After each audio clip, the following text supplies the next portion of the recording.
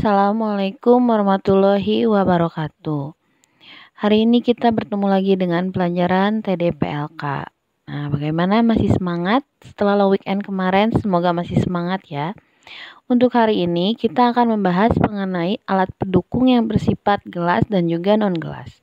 Selain itu, kita akan membahas juga mengenai pemeliharaan dan penataan alat gelas dan non-gelas.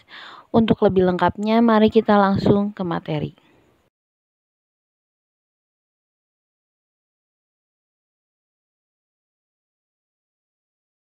Untuk yang pertama, kita masuk ke macam-macam alat pendukung. Di sini ada alat pendukung yang terbuat dari gelas, yaitu pipet tetes dan juga pengaduk kaca. Pipet tetes ini fungsinya untuk mengambil larutan dalam jumlah yang kecil, yaitu setetes demi setetes. Biasanya larutan yang diambilnya yaitu larutan indikator. Nah, ataupun bisa larutan yang lainnya. Untuk yang berikutnya, ada pengaduk kaca. Dia fungsinya untuk mengaduk atau mencampur bahan kimia dengan cairan. Biasanya pengaduk kaca ini digunakan apabila kita mencampur bahan kimia dengan cairan di gelas kimia. Untuk alat pendukung yang ini masih termasuk alat gelas ya, ada kaca arloji dan juga corong gelas. Kaca arloji ini untuk tempat menimbang bahan kimia yang berupa pasta, padatan, atau bubuk. Jadi tidak bisa digunakan apabila menimbang yang berbentuk cairan. Nah, kalau corong gelas, dia itu fungsinya sebagai alat bantu untuk menuangkan cairan dari satu wadah ke wadah lainnya. Yang berikutnya ini ada termometer dan juga botol timbang. Nah, kalau termometer dia fungsinya untuk mengukur suhu larutan, sedangkan botol timbang dia untuk menentukan kadar air suatu bahan dan juga untuk menyimpan bahan yang akan ditimbang, terutama bahan cair. Sekarang kita masuk ke alat pendukung non gelas. Nah, di sini nomor pertama atau nomor 1 ada spatula. Dia bentuknya sendok kecil, digunakan untuk mengambil zat kimia. Biasanya zat kimianya dalam bentuk serbuk seperti NaCl atau garam atau juga Na2CO3. Nah, kalau ball pipet atau filler ini dia gunanya untuk menyedot larutan. Biasanya dipasangkan pada pangkal pipet ukur atau pipet volumetrik. Di sini ada dua penjepit. Yang nomor 3 yaitu tangkrus. Dia untuk menjepit gelas kimia dan cawan dalam keadaan panas. Sedangkan penjepit tabung reaksi, dia fungsinya untuk menjepit tabung reaksi dalam keadaan panas. Yang kelima, kita ada botol atau labu semprot. Ini botol atau labu semprot ini biasanya digunakan untuk menyimpan aquades. Aquades ini nanti digunakan untuk mencuci atau membilas bahan yang tidak larut dalam air. Nah, selain itu biasanya juga digunakan untuk menetralkan alat sebelum digunakan. Yang keenam, ada rak tabung reaksi. Ini biasanya digunakan sebagai tempat untuk meletakkan tabung reaksi yang jumlahnya banyak. Ketujuh, kita ada kawat kasa. Dia fungsinya untuk menahan gelas kimia ketika proses pemanasan yang menggunakan bunsen ataupun spiritus. Nah, selain menggunakan kawat kasa untuk penahannya, ini ada juga kaki 3. Kaki 3 itu sebagai penyangga dan penahan kawat kasa ketika proses pemanasan. Yang terakhir kita ada mortar dan alu dan juga plat tetes. Mortar dan alu ini untuk menghancurkan atau menghaluskan suatu zat yang masih bersifat padat atau kristal. Sedangkan plat tetes ini untuk menguji keasaman suatu larutan atau mereaksikan larutan.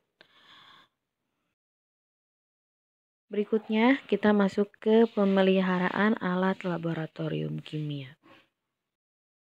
Kita masuk ke bagaimana cara merawat dan memelihara alat di laboratorium. Kita harus tahu dulu apa itu perawatan dan pemeliharaan. Nah, perawatan dan pemeliharaan ini adalah suatu bentuk tindakan yang dilakukan untuk menjaga agar suatu alat dalam keadaan siap pakai. Bisa kalian lihat di sini ada beberapa tujuan mengapa harus dilakukan pemeliharaan pada alat laboratorium. Yang pertama, agar peralatannya selalu prima dan siap pakai secara optimal. Yang kedua, untuk memperpanjang umur pemakaian. Yang ketiga, menjamin keamanan, keselamatan, dan kenyamanan, menjamin kesiapan operasional, dan menghindari kerusakan secara mendadak. Jenis perawatan dibagi menjadi dua, yaitu perawatan terencana dan tidak terencana. Untuk perawatan terencana ini, yaitu perawatan yang telah dijadwalkan, biasanya untuk mengantisipasi perubahan yang terjadi. Nah, biasanya perawatan ini dibedakan menjadi dua, yaitu perawatan preventif dan juga korektif. Preventif ini biasanya dilakukan pada selang waktu tertentu secara rutin. Yang dilakukannya apa saja? Dia biasanya mengecek, melihat, dan mengkalibrasi biasanya. Nah, kalau untuk korektif sendiri, dia merupakan perawatan yang bersifat koreksi. Biasanya yang dilakukan yaitu dari mulai perencanaan, pengorganisasian, pelaksanaan, serta monitoring. Nah, tujuannya agar apa? Agar peralatannya kembali ke kondisi standar atau normal. Sedangkan untuk perawatan yang tidak terencana, biasanya perawatan ini bersifat keperbaikan. Jadi, kalau misalnya ada kerusakan yang tidak diperkirakan sebelumnya, nah bisa diperbaiki. Ada beberapa hal yang perlu diperhatikan agar alat-alat laboratorium yang kalian pakai tetap terpelihara dan terawat. Yang pertama, pada saat peminjaman alat laboratorium sebaiknya menggunakan formulir supaya keluar masuknya alat terkendali. Nah, yang kedua, periksa peralatan gelas yang tadi sudah kalian pinjam, apakah dalam keadaan baik atau dalam keadaan rusak. Jika dalam keadaan yang baik, bisa dipakai, tapi kalau dalam keadaan rusak, harap dikembalikan agar diganti dengan yang keadaannya baik. Nah, gunakan peralatan gelas yang terbuat dari borosilikat jika digunakan untuk asam korosif.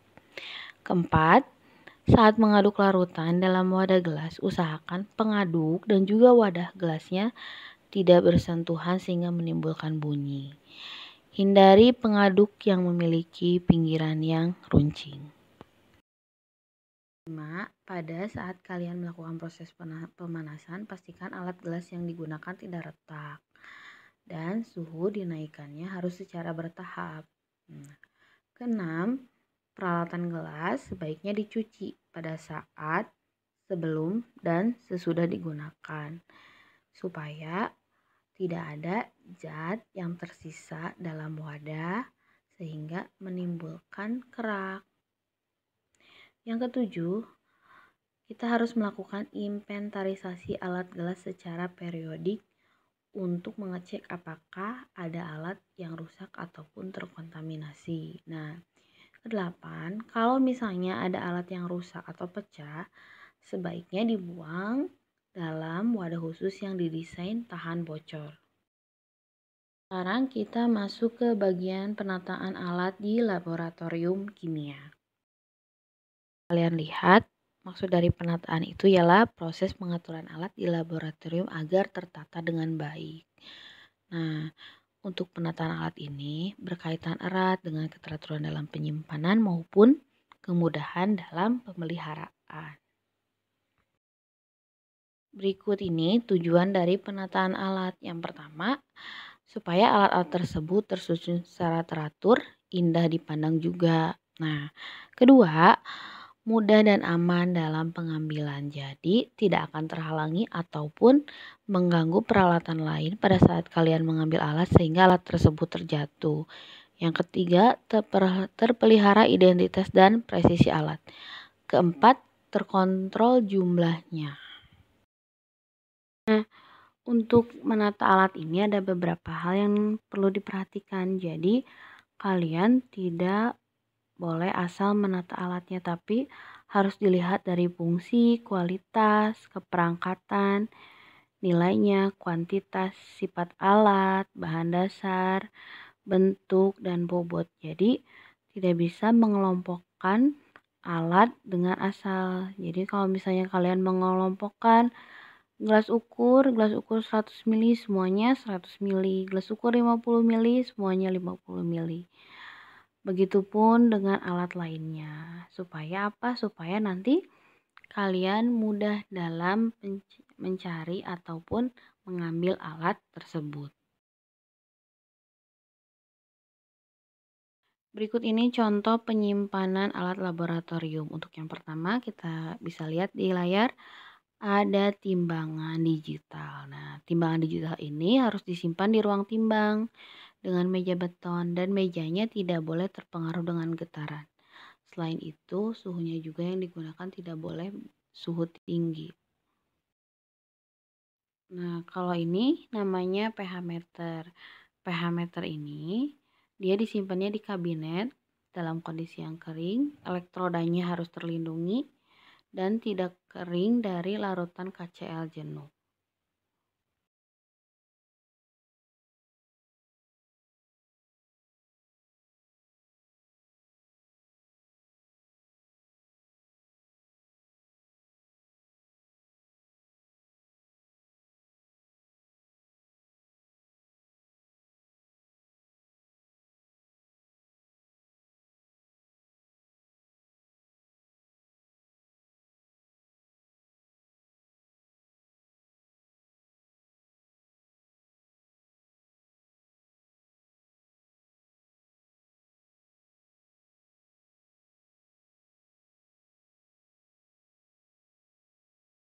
Penjelasan dari Ibu cukup sekian. Sekarang kalian waktunya untuk mengerjakan tugas. Nah, tugasnya itu kalian buat di buku laporan.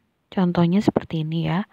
Ada nomor, gambar alat, nama alatnya, perawatannya seperti apa atau pemeliharaannya, terus penataannya itu di mana. Di sini ada contohnya gelas ukur. Dia perawatannya sebelum digunakan dicek dulu kondisinya, tidak mencampur zat kimia dan larutan dalam gelas ukur, mencuci dengan sabun setelah digunakan, kemudian dibilas dan dikeringkan. Setelah kering baru disimpan kembali ke rak penyimpanannya. Penataannya disimpan di lemari rak. Contohnya seperti ini ya. Tabelnya persis seperti ini. Jadi nanti gak ada lagi pertanyaan, Ibu tabelnya seperti apa? Ini contoh tabelnya seperti ini. Nah, untuk alat-alat yang harus kalian buat, gambarnya, nama alatnya apa, dan juga perawatan penataannya ada di slide berikutnya. Ini adalah list alat-alat yang harus kalian cari cara pemeliharaan dan juga penataannya di internet. Dibuat seperti tabel yang sudah Ibu contohkan. Alatnya harus sesuai dengan list yang telah Ibu berikan. Ya, dikerjakan sampai pukul 15.00 dikumpulkan di GC dalam bentuk foto. Nah, dikerjakannya di buku laporan. Ibu minta tolong dikerjakannya dengan rapi, walaupun gambarnya misalnya tidak mirip tapi setidaknya rapi. Dan untuk garis tabelnya menggunakan penggaris. Terima kasih. Selamat mengerjakan.